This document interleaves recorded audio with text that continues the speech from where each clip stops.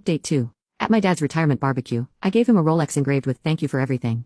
He looked at me and said, "Do you think money can buy love? You'll always be last." I smiled, took the gift, and walked away. His face turned pale. My mom yelled, "Come back." That morning, my phone exploded with 71 missed calls from my parents to return everything. And then they screamed when they found out what I did next. That should have been the end of it. But later that night, someone broke into my car. They didn't steal anything. Not the sunglasses in the glove compartment. Not the laptop I stupidly left in the back seat. Instead, they left something. It was an envelope. Inside was a single photograph. Me, taken from across the street, leaving my apartment 2 days earlier. On the back, in handwriting I didn't recognize, were 3 words. "You went too far." I called Laura. I told her I was going out of town for a few days, laying low. She didn't even hesitate. Said she'd do the same. We both knew what it meant. It wasn't just about money anymore. Or respect. Or revenge. It had become something else. And whatever my parents were planning now, it wouldn't be legal. I left town that night. Packed a bag, turned off my phone, and drove north. Didn't tell anyone where. Laura and I agreed to disappear for a few days, let things cool off, or at least give them enough quiet to get nervous.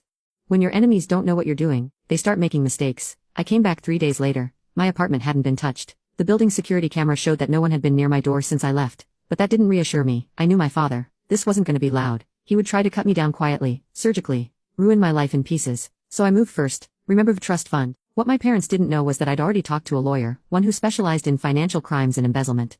Laura and I signed everything together. The moment she saw the money was gone, she gave me her full permission to act. Within 48 hours, the attorney filed an official complaint with the state. We submitted full documentation, forgeries, unauthorized transactions, fake invoice trails, even signatures my mother tried to forge. Laura had a forensic handwriting expert confirm it. It was all airtight. But that wasn't the best part. The house was already in foreclosure, but they hadn't moved out yet. They thought they had time to stall the bank. So I pulled the final string. I called the HOA president in their neighborhood. I pretended to be a prospective buyer looking into neighborhood reputation concerns. Then I casually mentioned some strange financial activity involving a property on their street and hinted at a possible investigation. Didn't name names. Just planted the idea. 2 days later, they were hit with a formal request from the HALA board. I knew they'd panic. They cared more about status than anything else, more than family, more than money. To have their financial dirt leak out into the community, that would crush them. The next day, Laura called. She said our father had tried to call her twice, then left a message. He wasn't yelling, he begged. He said they were losing everything, that they were being humiliated, that people were whispering, that they needed help. Laura didn't answer. She just sent me the voicemail, so I took my next step. I posted the story online anonymously at first. Nothing directly tied to us, just a detailed account of a family that misused their children's trust fund and, after public humiliation, hired a private investigator to stalk their own son. It quickly gained traction. People started commenting, speculating. Some even guessed what city it took place in. A local reporter sent me a private message asking if I wanted to talk. I said yes, and then I attached a photo, the same one that was left in my car. Me, caught leaving my apartment. I told the reporter everything. Not just the money, not just the PI. Everything, even the threats. 2 days after the article ran, I got an email from the same lawyer who had warned me earlier. They're considering a libel suit. I wrote back a sentence. Tell them to try it. I'll see them in court. The next morning my mother called me for the first time in weeks. She didn't yell, she didn't threaten. She cried.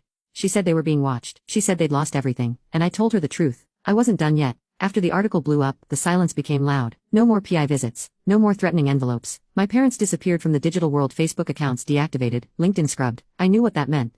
Damage control. They were hiding. But the problem with hiding is that when people can't find you, they start looking harder. And people were looking.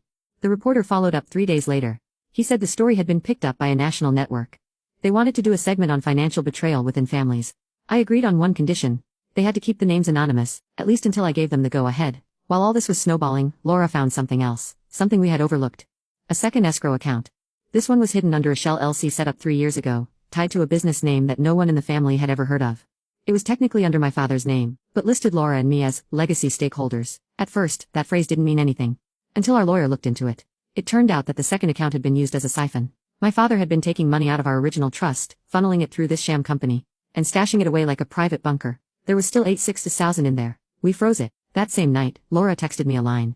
"You should hear this." She forwarded a voice message from a burner number. It was our dad. He sounded off, almost like he'd been drinking.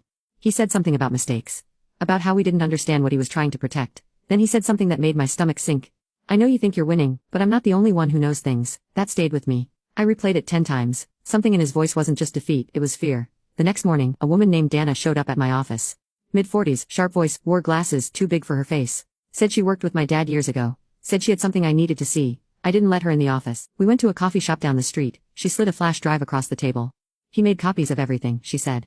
"Bank stuff, your mother's accounts, and something else." I asked what. She looked around and whispered, "Insurance policies, old ones. The kind that pay out when someone disappears."